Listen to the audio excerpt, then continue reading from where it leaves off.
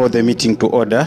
So this is a press briefing which has been organized by Malawi Human Rights Consultative Committee, and we have a written press statement which is going to be read by Mr. Christopher Chimangen, and again the panel will also weigh in with a few comments and also some highlights.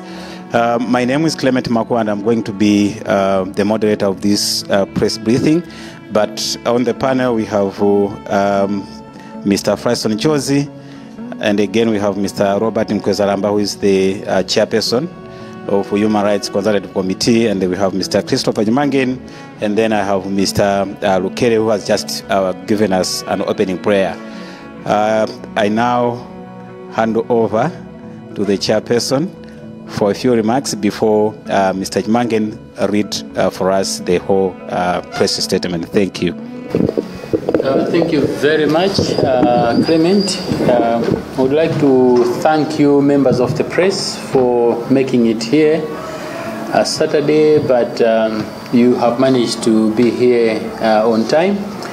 Indeed, as a Human Rights Consultative Committee, which is an umbrella network of about 97 NGOs spread across the country, we would like to address the nation through you, members of the press, on a particular matter that is to do with the recent released report by BFU surrounding their initial findings of the plane crash that involved the state vice president, late Saulos Chilima, may he so continue resting in peace, and 8 others.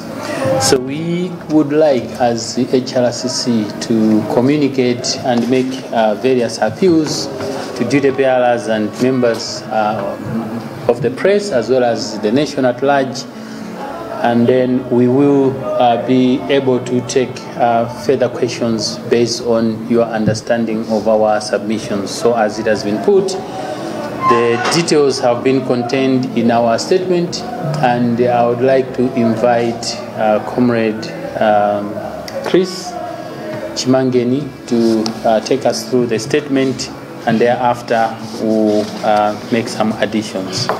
Thank you. Thank you so much, Chairperson. Appeal for citizens' patience, civility, and responsible state leadership following the release of the interim report on the plane crash involving Malawi's vice president and 8 others. We, the members of various civil society organizations under the leadership of the Malawi Human Rights Consultative Committee, HRCC, wish to address the nation through you, members of the press, regarding the recently released interim report by the Bureau of Flight Investigations, BFU, on the plane crash that tragically claimed the lives of our Vice President, the late Dr. Saulos Chilima, former First Lady Shaniu Zimbiri, and 7 others on June 10, 2024 in Shikangawa. This incident represents a profound loss for our nation and has understandably been the focus of widespread speculations and concerns. Our understanding of the Bureau of Flight Investigations report is that it represents an initial representation of their preliminary findings regarding the plane crash. A comprehensive and final report is expected to be released in summer next year, 2025. We acknowledge that the details in this interim report are subject to further analysis, which will likely provide more conclusive insights into the actual cause of the crash. Therefore, it is premature for recipients of this report to draw definitive conclusions or suggest that the BFU has failed to explain the cause of the crash.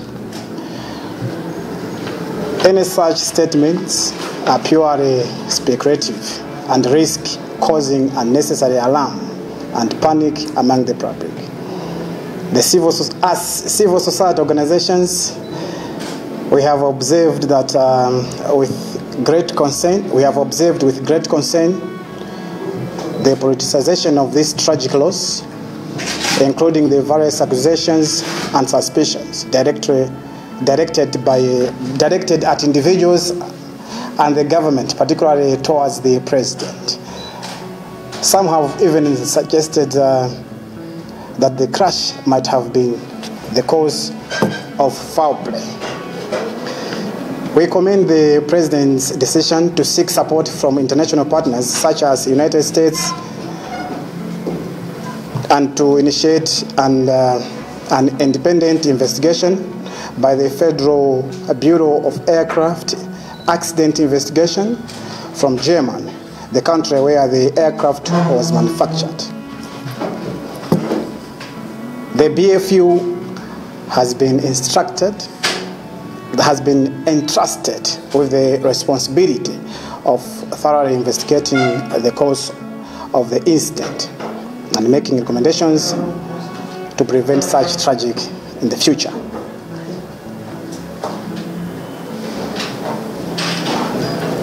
To prevent such tragedies in the future.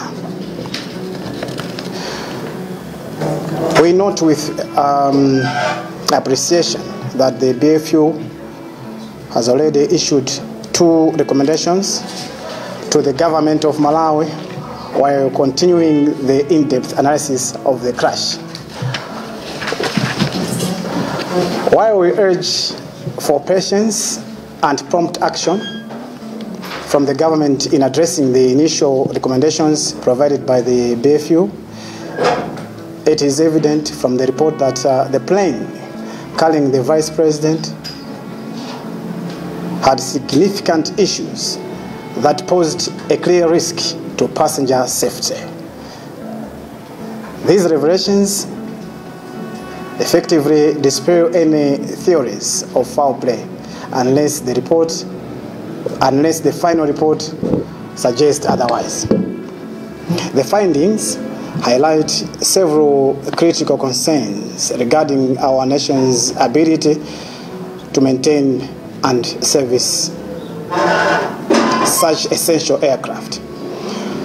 Among the troubling revelations is that crucial equipment, such as the emergency locator transmitter,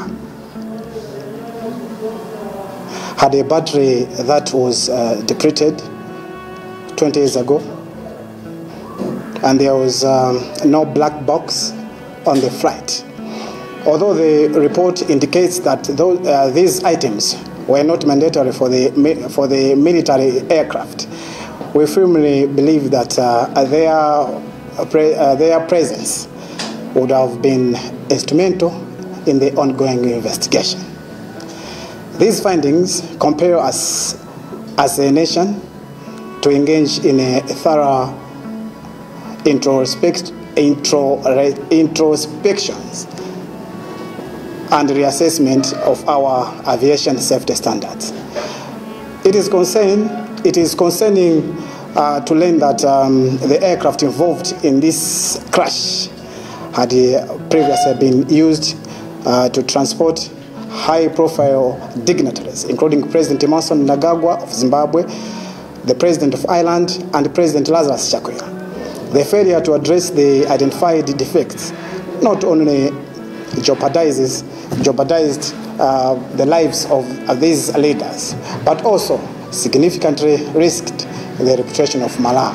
As civil society organizations, we acknowledge the gravity of this issue and stress the importance of addressing with serious warrant. We urge all Malawians to exercise patience and allow the full investigative process to take its course. While the interim report provides valuable insights, it is not the final word on this matter. We encourage the public to await the final report, which will deliver a comprehensive understanding of the circumstances surrounding the crash. It is crucial to recognize that the BFU is equipped to interpret the details of the findings. The details of their findings. We caution against any attempts to manipulate or misrepresent the interim report for personal or arterial motives,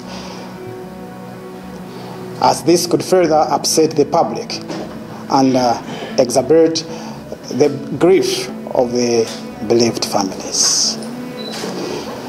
We recognize that every citizen has the right to voice concerns and seek clarity on matters of public safety and accountability. However, we urge a measured and responsible approach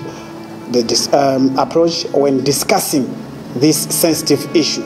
It is crucial to avoid spreading unverified information or making accusations that could undermine the ongoing investigation and erode public trust.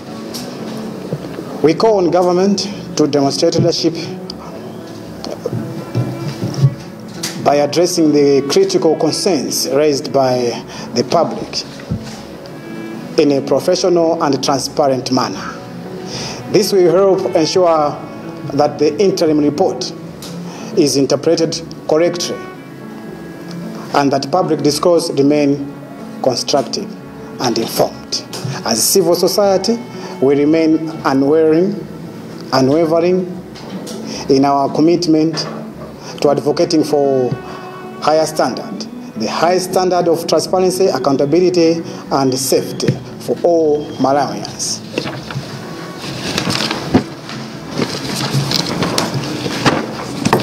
We will continue to closely monitor the situation and engage with the relevant stakeholders to ensure that the lessons learned from this tragedy are applied to prevent future occurrences. Our heartfelt condolences go to the families of all those who lost their loved ones in this tragedy. We stand in solidarity with them and pledge our presence and pledge to persist in our efforts until all questions surrounding this incident are answered and justice is served in manner benefiting the memory of the departed. We urge the government and aviation authorities to take immediate and decisive action to address the shortcomings identified in this report. This concludes a comprehensive review of the maintenance protocols for all state-owned aircraft to ensure that such safety lapses do not occur in the future. May the souls of our departed heroes continue resting in peace. Thank you. This has been signed by the chair of HRCC, Dr. Nkwezaramba here. Thank you.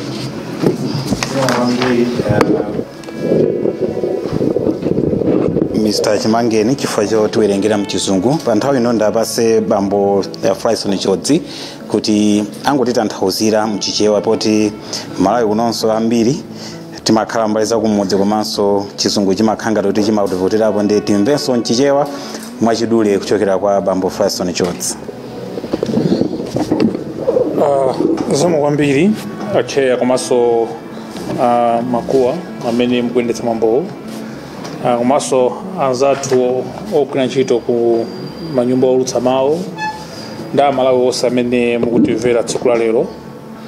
Monga anafotokoza kukhala pa mpando wa bungwe limene la Human Rights Consultative Committee, Mr. Nkwezaramba, amanena kuti tayilenso msonkhano no cholinga chake ndikuuza nzika za Malawi amalawi ene akewo kuti pakhale umunthu komanso kuonetsa udindo wa utsogoleri makamaka pamene patuka zotsatira zoyembekezera za chimene chinachititsa ngozi kuti inachititsa ngozi ya ndege imene agocheka ngawa imene munali amene anali mtsogoleri wachiwiri wa dziko lino malemu Dr. South Chilimani anthu ena asanu ndi atatu. Ifeyo monga anthu oti timagwira ntchito zosiyanasiyana kuchokera mabungwe oti siaboma pasi pa ulamuliro wa bungwe la Human Rights Consultative Committee, lerolo taona kuti mwina mwakutsatira kwa kutulutsa ripoti imeneyi mwina tiyankhule ku zinthu ziwiri kapena zitatu makamaka pa za ngozi imeneyi imene inachitika pa 10 Juni 2024 kucheka ngawa zimene zinatenga miyoyo ya former Vice President Dr. South Chilimani komanso former First Lady Zimbiri ndi anthu ena 7. Mukumvetsetsa kwathu kwa ripoti imene yachoka ku bungwe la ku Germany lotchedwa Federal Bureau of Aircraft Accident Investigation BFU, tikuona kuti kupereka chithunzi cha zoyembekezera pa Chingereza mati interim report pa zimene zidachitika makamaka pa nkhani imene ya ngozi. Tawuzidwanso kuti ndi bungwe la BFU kuna kuti report lotsiriza lenileni lizakhala loperekedwa mwina mchaka cha mawa liyotsalatsana limedza kambe kuti chilichonse chokhudzana ngozi imene koma limene pekedwa panoli ndi lokhala ngati longoyembekeza pana ngati interim kana preliminary report. Nde taonanso kuna kuti anthu ambiri tapanga conclusion kuna kuti tamanga nthenje ndi kumanga ndemanga kutengera pa report longoyembekezera ndikupeza kuti tikupanga ndemanga kunena matsiriziro kumwina kuomba nkota pamene mwina nkovuta kuomba nkota pa report longoyembekezera. Ngati mabungwe oti siaboma taonanso mwina chodetsa nkaona kuti mwina mwake pa nkhani iyi kwambiri amene achitika mwina ngozi ija kutuluka kwa report zafika pakhala kwambiri mwina nkhani yokulowetsapo ndale komanso taonapo mwina anthu kuyankhula mwina zinthu zimene sizingamange mtundu wa Malawi komanso kuona kuti mwina mwake kokhala kuchikayiro kwambiri ena mwina akhala kubwetsa mawu mana kuti mwina ngozi ija sinali ngozi yayi imene imakhalira ngozi pomwe zina zotero andi mwinanso taonanso mwina mawu onyozetsa anthu ena udindo kuphatikizapo mwina president even nogwira ntchito mwina kuboma kuti mwina ngozi iyi sinali ngozi imene lilimu. Komano watengera report limene lachoka ku bungwe limene la BFU sili kukamba zoona kuti ngozi mwina panachitika china chake cha chinyengo kuti ngozi imene ichitike. Choyambirira ndikukhulupirira kuti tonse tikudziwa kuna kuti itachitika ngozi iyi ndi imene anthu ambiri nayankho kuti pafunika patapezeka kuti chachititsa design of chekenyanga ndi chani. A president a dziko lino anapempha anzathu akumene kwakunja kuphatikizapo akubungwe la dziko la ku America Germany ndi ena otero kuna kuti mwina bwanji tifufuze kuti chinachititsa ngozi imene ndi chani. Pakutero bungwe limene la BFU la ku Germany poti kumene ndege imene inagwayo inakonzedwa anabwera mdziko lozapanga zakafukufuku zimene zizi kutenga ndi ripoti limene lachoka ku BFU kumene kuku matuka kale mwina zimene akuona ngati zotsamwitsa zimene zinakakhala zapanga contribute ku ngozi imeneyi. Mwachitsanzo ananena kuti ndege imeneyi ndi yakale kwambiri komanso munali zinthu zina zimene zimathandizira kuti mwina ndege igwire bwino ntchito zimene anaona kuti mwina mwake sizinakhale moyenera ndithu. Anapereka chitsanzo cha chida chimene amachitchula pa Chingerezi kuti emergency locator transmitter imene imati ngozi ndege yakachita ngozi chimapereka information ku zosiyanasiyana kuti chinene ndege yagwera pati yachitira ngozi pakuti. Koma chifukwa china kuti emergency locator transmitter imene battery lake lidatha zaka 20 zapitazo zaka 2004 lidapezeka kuti patangotha mwina nthawi yochepa chidazima chimene chidapangitsa kuti mwina njira yopezera ndege imene mwansanga ikhale yovutirapo. komanso ananenaso ngati nkhani jamani kuti ma flight record amatirati imene nchichake nchofutirapo koma ngati zimene zizi mu ndege muna alibe zinthu zimene zidakathandiza kuti tidziwe nzenizeni kuti chachititsa ngozi imene ndi chani. Mukayionanso nkhani yambiri ya ndege imeneyi pamaonekati anakamba za mavuto angapo okhudzana ndi imene ndege imene inalili, pamene chodandaulitsa ndi chomvetsa chisoni kuti ndege yomweyi yakhale kunyamula mtsogolo wa dziko lino a president Chakwera, komanso mmene kunabwera president aku Zimbabwe Emerson Mnangagwa anakwera ndege yomweyi, kunabweranso pakati apa president wa Ireland anakwera ndege yomweyi, even malemu achilima akhala kukwera ndege imeneyi.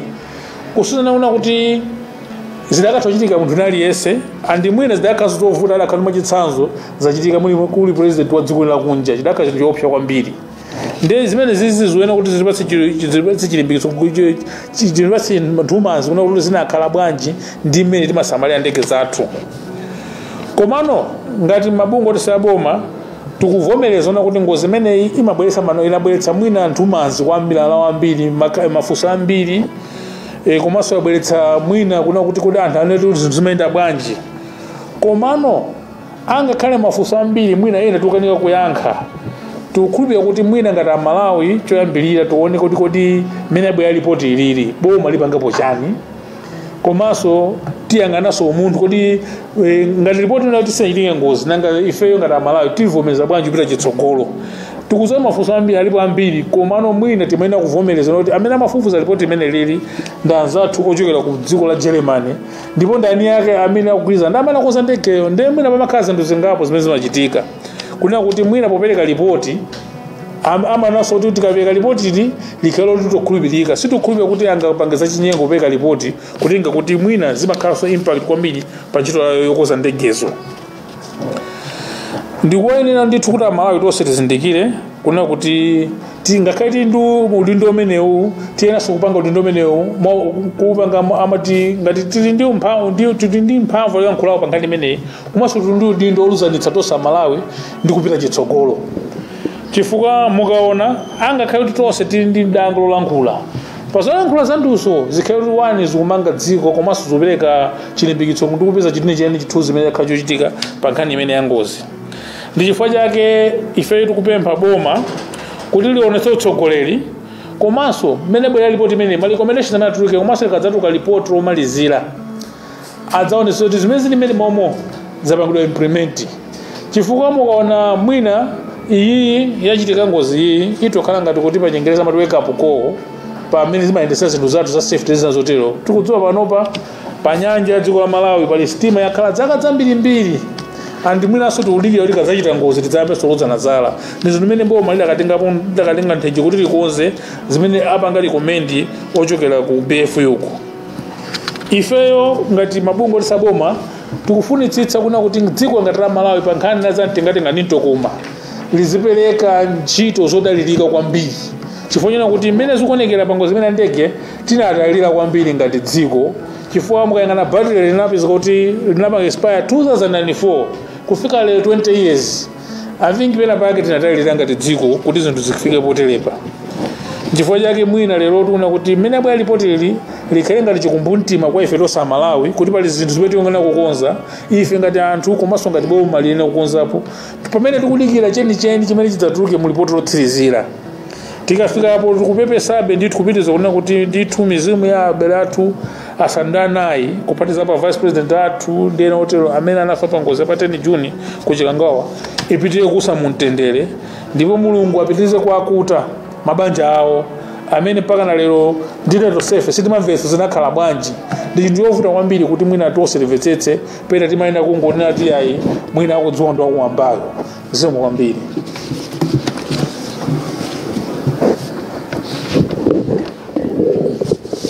Zikomo kwambiri bambo Faison George Fajoti tanthauzira statement imene mchichewa kuti nso Malawi ena athenso kumva zimene zili mu statement imene padakali pano tipempha amene ali ndi ndemanga kuti angoyikapo kenako ma interviews kuchokera ku nyumba zolemba ndi kulutsa mawu. Zikomo kwambiri. Okay, si naike ndemanga ifati mafuna report report iwerengedwe kai not report chani statement iwerengedwe ifande kuti tikanapanga preempt zimene zalembedwa koma nkhani yaikulu and the big message is a call to Malawians kupempha Malawi kunena kuti inde tindikuthekera ndi malamulo amatolola kuyankhula za ukhosi kwathu pa report limeneli kapena pa china chilichonse cha mdziko muno koma tikhale anthu odekha komanso omva okhala ndi umunthu poyang'ana kuti nthawi zina kapena ma comments ena amene akubwera meta aona ngati HRCC mmene ayankhulira mu statement ndi osamanga ndi ophwasula ngati dziko tisamakhale ndi mtima onena kuti tikuyembekeza china chake kuti tizaphwasulane kapena tizasokoneze dziko lino tikatenga chilima sakanakonda kuti mwina kupita kwawo kubwerese chisokonezo mwachisanzo mdziko muno chifukwa chake tanena kuti ifeyo ngati amabungwe titsindika kunena kuti tiunike mpaka tifike pa mapeto pa nkhani kufikiranso manja kuti aone chilungamo kuti chinachitisa ngozi ndi chani mu report mulibemo ansala onena kuti chinachitisa ngozi ndi chakuti angounika zimene azipeza pa ndege imeneyi komanso mayendedwe ake a ndegeyi ndi zimene anauzidwa atafufuza kumene kumakhala ndege ndi zina zoteronso azibweresa poyera ulendo uno kuyambira pano kufika mmene azatulutse report ndi ukapangano analyze kapena kukazukuta kuti ichi chimachitika bwanji kuzungulira kumachitika bwanji chimachitisa ichi ndi chani nankha zinakhala bwanji chifukwa chani kunalibe kunena mapatiri anasowa so zonsezo ngati amabungwe tikutha kudziwa kuti boma silingati yankhe mafunso ena amene akuthera kumapeto kodi chinachitisa nchani koma boma linapemphedwapo kale mfundo ziwiri zimene azitchula zanga zija kunena kuti awanisise kuti chitetezo cha ndege zathu chili patsogolo chili pamwamba zimene zikuyenera kukhala mu ndege zikuyenera kumakhalamo osati kuti tizulusa ndege zathu mongodalira kuti kati ndi experience koma tionesese kuti ndege zathu ndi zoti international standards zitakoloka dziko lathu kapena kaenda kwina kulikonse chilichonse cha mu ndege chilimo ndiye zinthu ngati zimenezo tonena kuti tilikaye nditi ndege tina timene tasala tikupempha aboma kuti abwere poyera atifotokozere kuti chitulukire ripoti limeneli ma advisor awiri amene anapasawa atengapo udindo wanji kuonesa kuti asintha zinthu mmene zinalili mu ndege zathu kaza ku barracks kandi zina zoterozo komanso mmene anenera anzanga kunena kuti ngati dziko itipase chikumbumtima makapena chikumbokumbo chonena kuti tisamangolekerera zinthu mmene zimakhalira kuti basi business as usual koma tiyang'ane kuti kodi zinthu zimene tikuzigwirisa ntchito lero kapena zimene tikuzikhulupirira life yake ndi yayikulu bwanji kapena ndi yokhazikika bwanji we appreciate mwachisanzo ngati stadium anayiona kale Kamuzu stadium anatseka mpaka na mbaleni anthu sakhala kuchilimika kumene kukufunika kuti tizoona ngati dziko kuti zinthu zathu zisationongere miyoyo ya anthu amene ali ofunika mdziko muno ndiye chachikulu tikupempha amalawi kunena kuti tideke izi zoyankhula tiyankhula koma ansala sipezeka kuti kodi anachita ndani zimenezi koma tidikire ripoti lomaliza limene litazatuluke limene litazafotokoze nokuti kodi izi zimachitikazi nchifukwa chakuti kapena izi chinachitisa nchakuti izi chinachitisa nchakuti so ubwino odekha ndionera kuti tizagwira zamvemveve ndi kupanga action pa nthawi imeneyoyo kusiyana ndi kuti pano tilozane zala chifukwa wina aliyense ndothodwa ndokhumudwa ndothyoka ndetonse olira tokhatokha tikuloza naso zala ndikuti ngati dziko sitingapite patsogolo zichite safa ndi ntchito zina za boma kapena za dziko chifukwa chonena kuti mwina amene akutsogolera pa nthawi imeneyo tikumuona ngati mwina anthu amene mwina anasokoneza zinthu kapena anatani ndikuti dziko silingayende bwino so mwachidule tinafuna kutero kunena kuti ngati kama bungwe tinafuna kuyikapo mawu nkupempha Malawi kuti tideke tisapitirire kuyankhula chifukwa mwina tingaononge ndiye tiapasa anzanga kuti mwina aonjezeponso mawu awiri atatu kenako tupasana twankhani kenako titseke msonkhano wathu sikomo kwambiri. Okay, thank you, Chair. As the civil society organizations under the banner of HRCC, we continuously calling for the peace as we continue hearing and awaiting the final report This is very important. We need to have peace to develop. We need to have peace to live well in our families or in the country. We need to have peace. So this is what I can say by the moment. Thank you.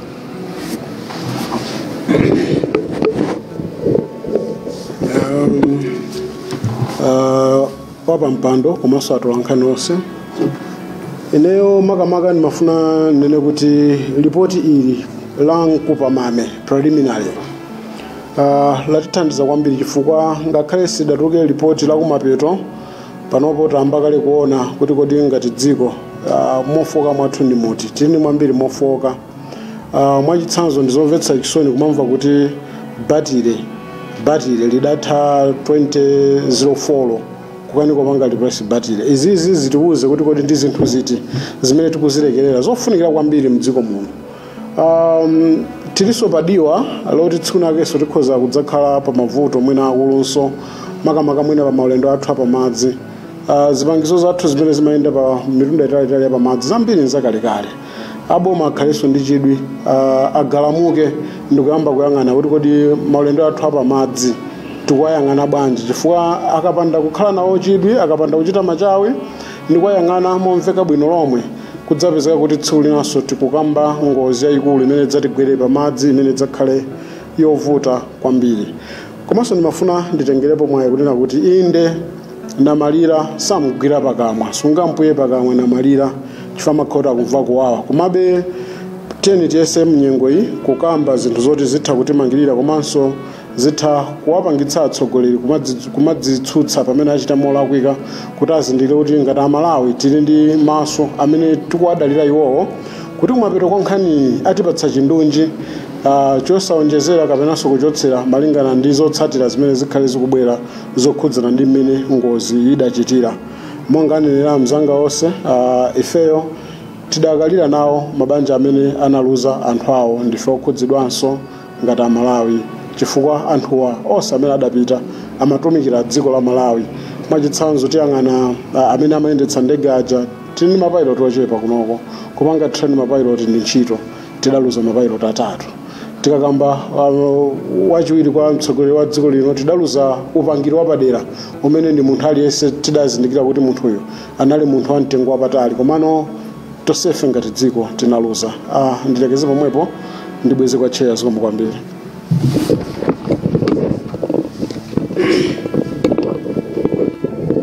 Yeah, so basically before I give to him, I want just to stress two things, and these are to state that the fact remains that the owners of the data in the report that has been shared to Malawi government remains the BFU, and all of us wait eagerly to hear from them, give us the final report, which in our belief will unpack everything to do with why the plane crashed, what may have happened. We are happy that they have been able to use GPS to track some of the routes, which means we are heading for the right direction to ensure that we get the facts and the truth about the plane crash. That will exonerate anyone we may have had in our minds to say maybe this one was behind this and maybe that one was behind. All in all, what we are pleading is let's be civil. Government should handle this matter responsibly.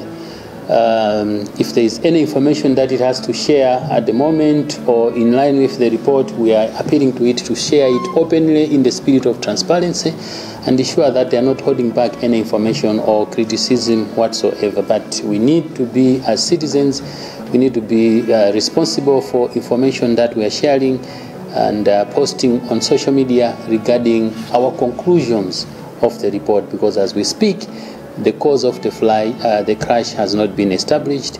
They are just elements that will be pieced together to ensure that we have a better conclusion on the matter. So it's an appeal to Malawians to be civil, and we, as it has been put, we mourn with the families of the bereaved. We mourn with the bereaved families. And we call for their spirits to continue resting in eternal peace. Otherwise, we thank you, and I hand over to the moderator if there is any questions?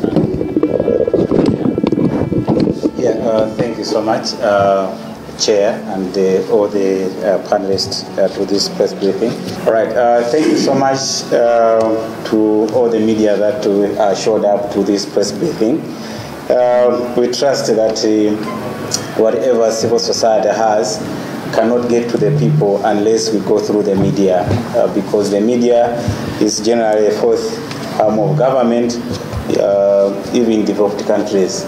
So we trust that the message that has been relayed here is going to reach out to people so that we can still get the information into people's hearts and heads, and then we practice, as has been asked, patience, but also united as well.